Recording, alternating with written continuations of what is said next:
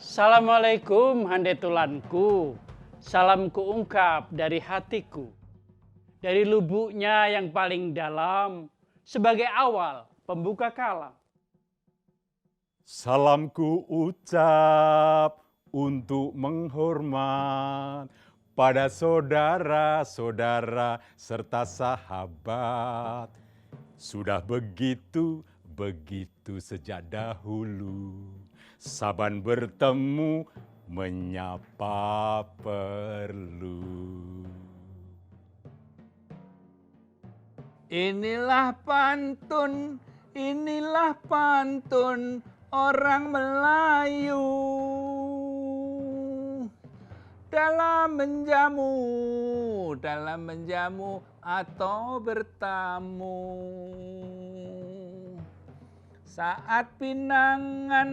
Saat pinangan dan musyawarah. Bikin acara tambah meriah. Orang Jawa bikin yang lain, tembang mocopat atau kakawin. Untuk dibaca saat bertutur, syarat ajaran para leluhur. Kupilih pantun bentuk cerita, mudah disusun kata per kata. Ikuti syarat sejauh bisa, pakai siasat bila terpaksa.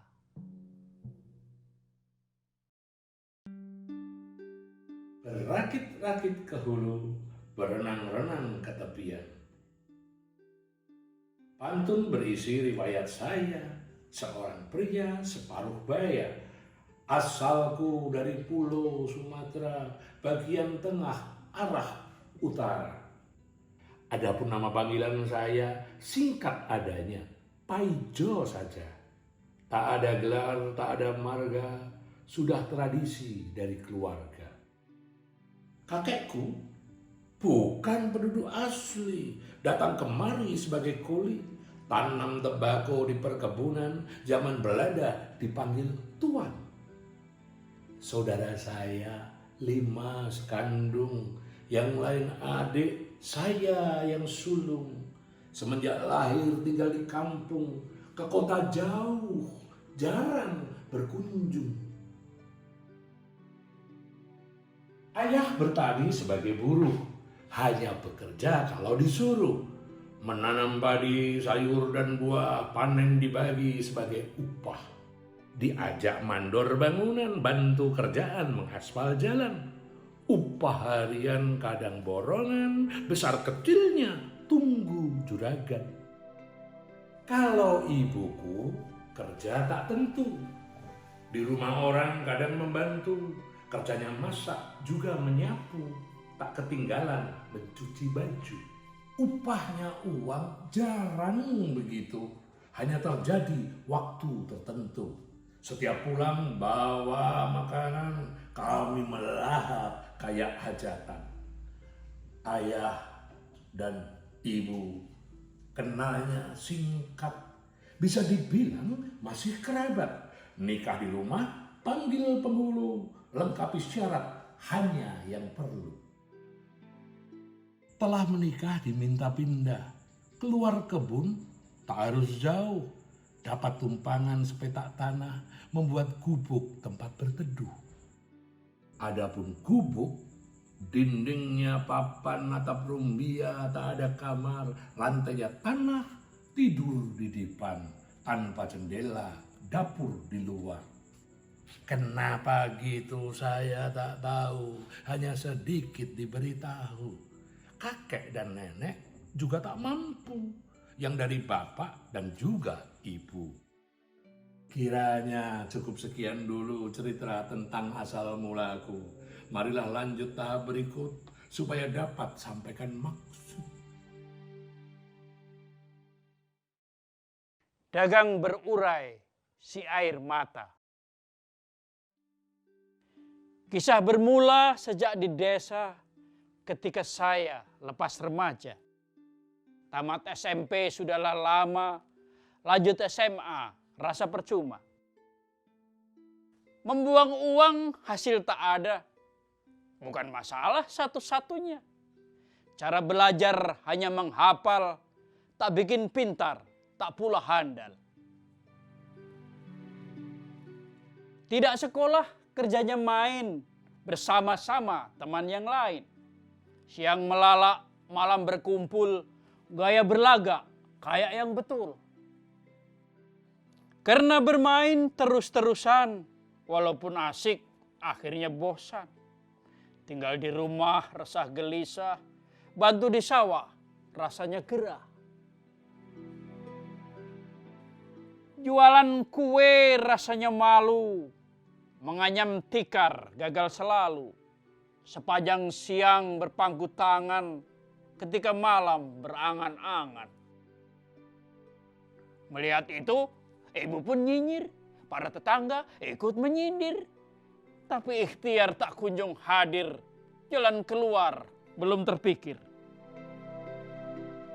Itulah sebab aku sengaja menggores pena bersusah payah. Karena kepingin mengungkap rasa untuk berbagi senang dan susah. Banyak yang pergi teman berkumpul ke kota besar mencari harta. Tekadku bulat untuk menyusul merantau jauh sampai Jakarta. Maksud tujuan teranglah sudah. Nasib yang buruk mau diubah. Modalku apa? Tak usah tanya. Putus sekolah sudahlah nyata. Sampai ke kota saya segera mencari kerja kemana-mana. Tapi ternyata tidaklah mudah. Walaupun upaya berbagai sudah. Kalau saya katakan kerja, maksudnya jelas. Kantornya ada. Pakai seragam, kursi dan meja, sepatu hitam, nama di dada. Saya terima dengan terpaksa, jadi penjajah apa yang bisa. Dagang asongan disebut orang, hasil sedikit selalu kurang. Berpanas-panas aku tahankan, sepanjang hari di jalan-jalan. Tawarkan barang di kaki lima, di lampu merah, tak boleh laba. Hatiku senang bila mendengar barang dagangan ada yang manggil. Borong dagangan tanpa menawar, uang kembalian disuruh ambil. Sejak semula saya bertekad menabung uang, hidup berhemat. Untuk dikirim ke orang tua, bantu biaya hidup di desa. Tetapi nasib tetap melarat. Bertahan hidup rasanya berat. Walaupun sudah peras keringat, raih rejeki, untung tak dapat.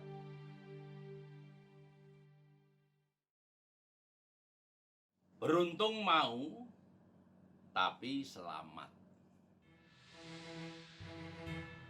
Saya sekarang warga Jakarta. Di kampung kumuh, ngontrak sekamar. Rumahnya rapat, tidak tertata.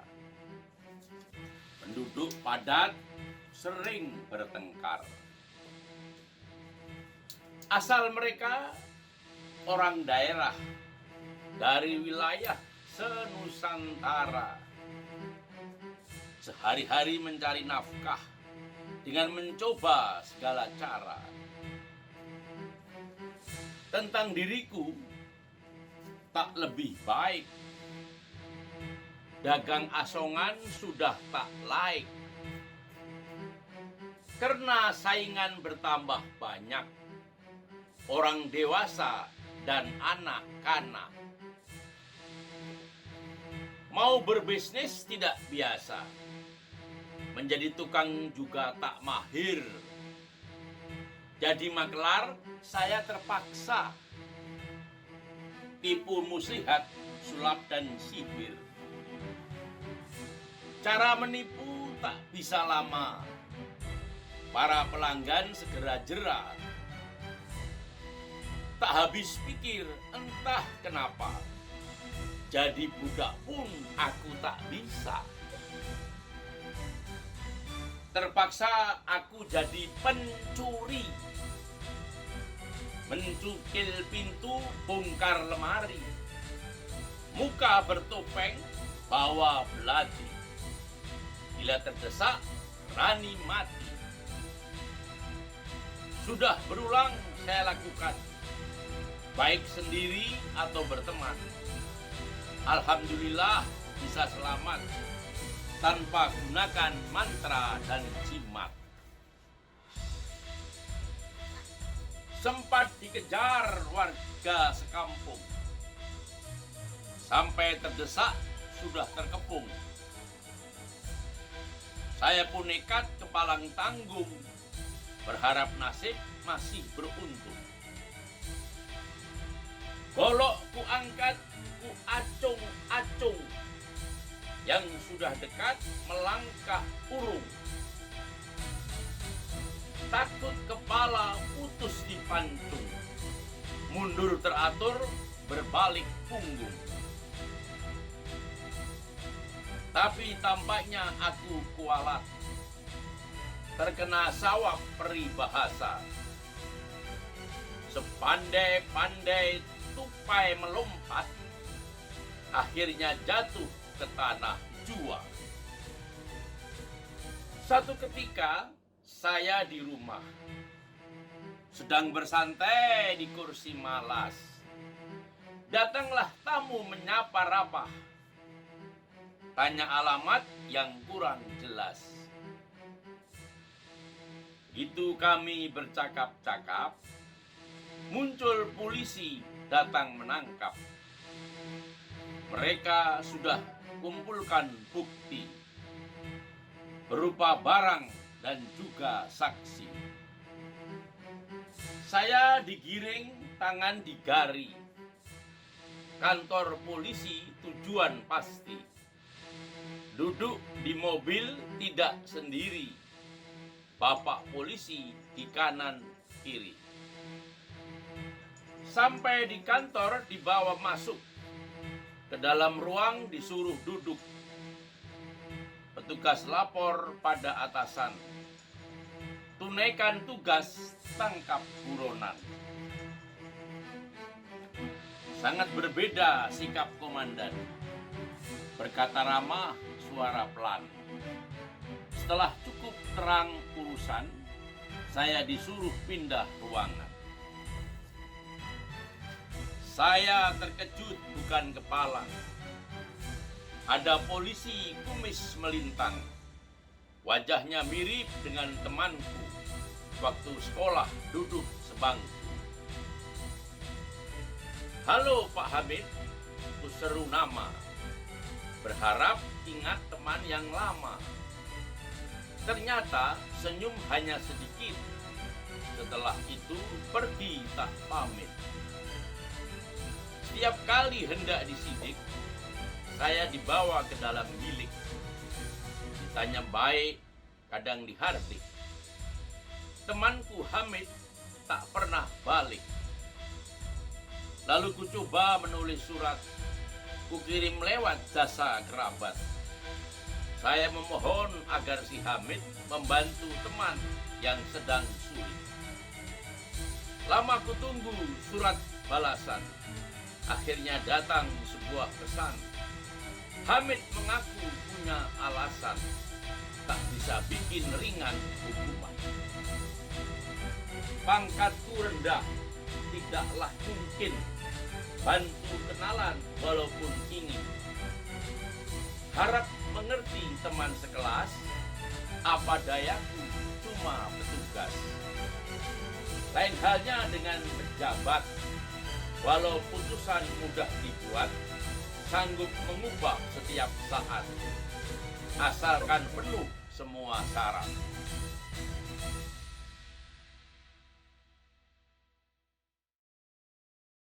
Pedagang datang, perang, menang, lalu menjajah.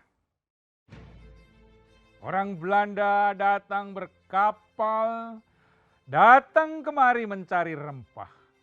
Dibawa pulang, dijual mahal, mendapat untung berlimpah-limpah. Jauh berlayar, berbulan-bulan, dihempas ombak, badai, dan topan. Ada yang mati, banyak yang lari, hanya sedikit yang sampai kemari. Masih ditambah sepanjang jalan, banyak perompak datang menghadang, merampas emas serta makanan, memakai tombak, panah, dan pedang. Tiada lain supaya lanjut, agar tercapai semua maksud. Perlu pengawal, diajak ikut supaya musuh menyerang takut. Itulah sebab bahwa serdadu, cari yang kuat, siap diadu. Diberi pangkat serta seragam, panggul senapan, pasang meriam. Namun masalah belumlah usai. Ketika sampai tujuan akhir, ternyata iklim tidak sesuai. Tidak seperti di tanah air. Para serdadu mulai rewel. Bel dibunyikan, gak mau apel. Diberitahu, tetap membandel. Meski dihukum, dimasukkan sel. Lalu disusun langkah yang jitu. Cara berdagang diubah perlu. Raja setempat harus setuju. Tidak sepakat, langsung diserbu. Ternyata perang tidaklah praktis. Biaya banyak, bikin kas tipis. Raja melawan silih berganti, perang berlangsung tak henti-henti. Diponegoro, nama pangeran, pada Belanda dia melawan. Orang Bagelen ikut membantu, benteng terakhir ada di situ. Perang Padri memang diredam, tapi di Aceh perang tak padam. Masih ditambah si Raja Batak mulai berulah ikut berontak. Gubernur Jenderal memilih kumis, mencari akal, cara yang taktis. Para marsekal datang menghadap, diberi soal untuk dijawab. Lalu dikaji, apakah mungkin tanam sendiri dagangan lain. Pilih tembakau begitu yakin, Ratu Belanda memberi izin. Alat dan ahli telah tersedia. Pemilik modal bersukaria, diundang datang berduyun-duyun, berharap untung bertriliun-triliun. Sultan Delhi sudah berminat, ya segera buat maklumat. Ubahlah lahan menjadi kebun, ingat sewanya setiap tahun. Sisa sekarang cari pekerja. Orang India ataupun Cina. Telah tercatat dalam sejarah, mereka suka cari masalah. Tapi masih sedia pilihan lain. Di Pulau Jawa rakyatnya miskin. Orangnya ramah, kerjanya rajin, tak suka marah, amuk tak mungkin. Sunan di Jawa tidak melarang, itu tawaran satu peluang. Tak ada salah bila diambil, nasib berubah bukan mustahil.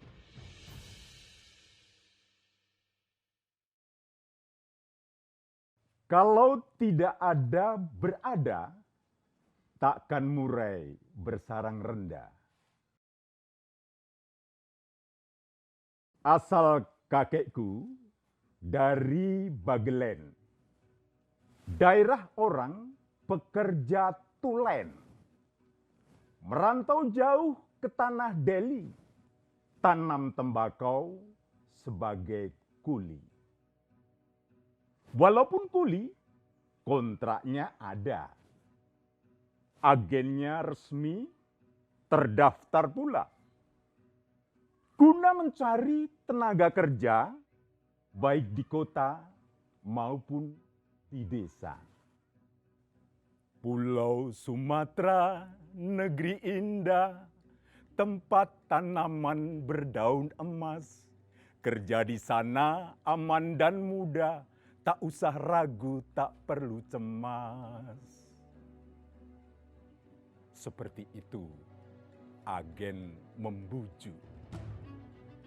Ketika datang rayu penduduk, semua orang mengangguk-angguk, harap dan cemas bercampur aduk. Adapun sebab kakek melamar, isyarat sudah bapaknya beri. Kecil ku asuh, sekarang besar. Carilah nafkah hidup mandiri.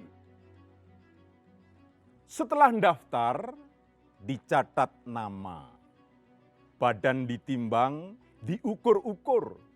Bila persekot sudah terima, kontrak berlaku tak bisa undur. Mereka kumpul di pelabuhan, naik ke kapal desak-desakan. Dari Semarang hingga Belawan, turun ke darat, lanjut ke Medan. Tiba di Medan, singgah sebentar. Badan yang penat dibikin bugar. Sambil menunggu, harap didengar petunjuk kerja cara yang benar. Setelah hilang penat di badan, langsung berangkat ke perkebunan. Sepanjang jalan terheran-heran, hanya melihat semak dan hutan. Akhirnya sampai di tempat kerja. Tempatnya buruk, bikin kecewa. Tidak seperti janji semula. Ternyata janji kosong belaka. Tinggal di barak berdesak-desak. Makan tak enak, tidur tak nyenyak. Menjelang fajar, harus berangkat. Siapkan alat, tak boleh telat. Bila bekerja, lamban bergerak. Mandor melihat, langsung membentak. Pecuk dan tongkat ikut bicara. Lakukan itu supaya jerak. Selepas petang, digiring pulang. Jalan melenggang, pantat ditendang. Serasa kerja seperti budak. Mau melawan, takut ditindak. Begitu kisah secara singkat, kenapa kakek sampai berpindah ke tanah Delhi penuh semangat, ingin meraih mimpi yang indah.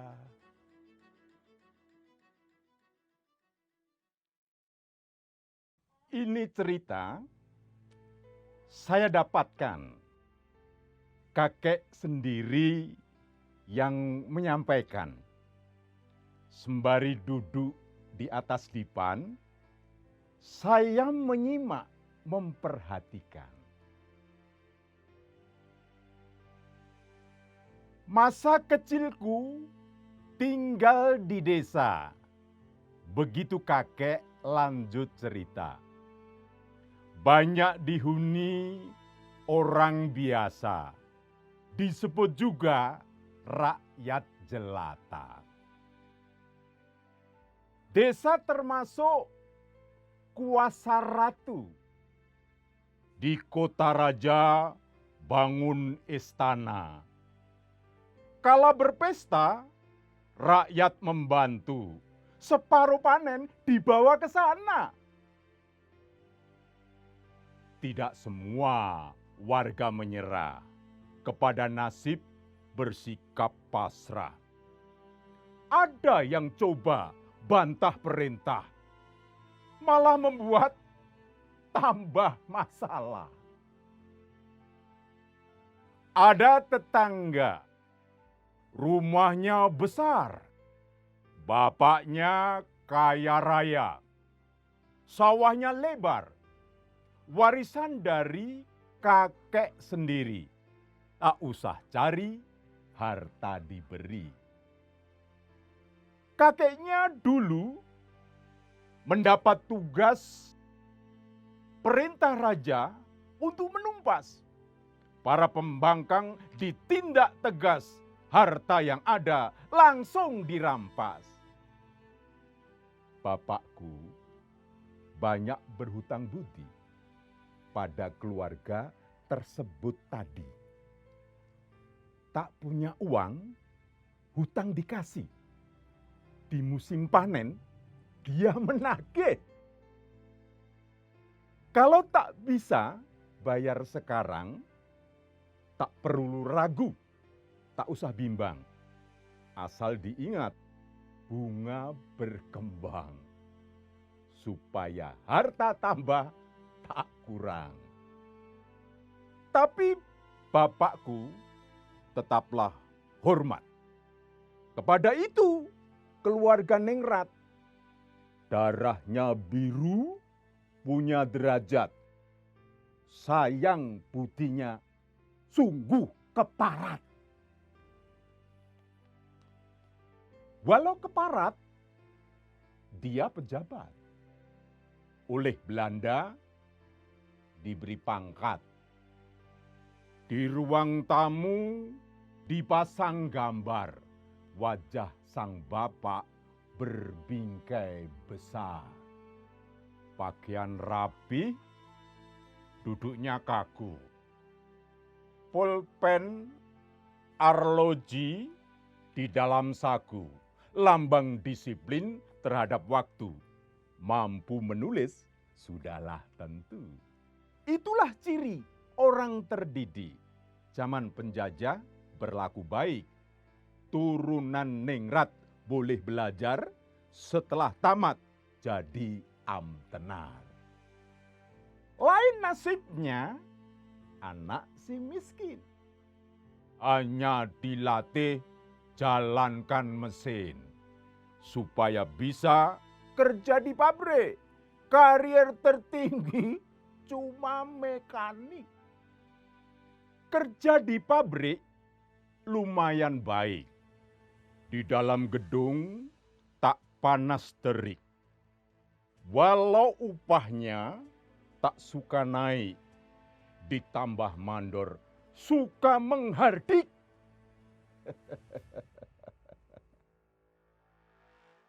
Itulah kisah zaman dahulu ketika kita belum merdeka.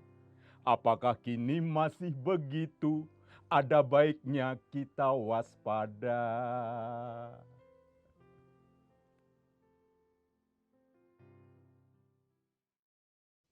Untunglah ada perang dunia. Orang Eropa punya perkara. Saling membunuh, menganiaya. Padahal sama nenek moyangnya. Bangsanya beda, fisiknya sama. Kulitnya putih, jangkung semua. Hidungnya mancung, matanya biru. Orang melihat bisa keliru. Jerman memuja bangsa Arya. Jepang membangun Asia Raya. Tentara maju, senjata lengkap, tidak setuju langsung disergap. Belanda nyerah kepada Jepang. Pacul dan tongkat diganti pedang. Berwajah ramah saudara tua, padahal sama penjajah jua. Situasi di masa penjajahan Jepang. Karet sekarang harganya murah, banyak juragan beli tak sudi. Pohon ditebang, diganti sawah, bapak sekarang menanam padi. Akhir dari masa penjajahan Jepang. Jepang menyerah, kita merdeka, tapi Belanda belum terima. Mengajak Inggris dan Amerika, Australia ikut bersama.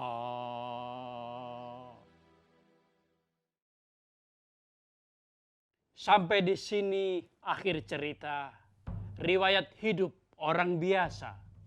Saya haturkan kepada Anda, para pembaca serta pemirsa.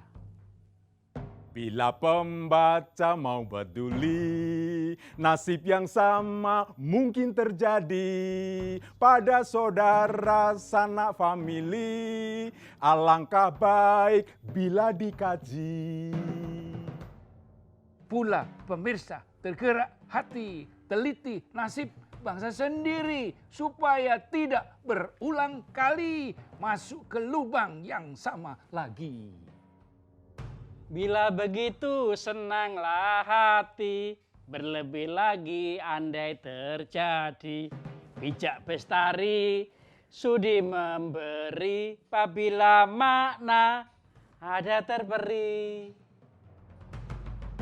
Pantun cerita baik kututup dengan kedua tangan terkatup. Di depan dada sebagai salut, mohon maafkan salah dan luput.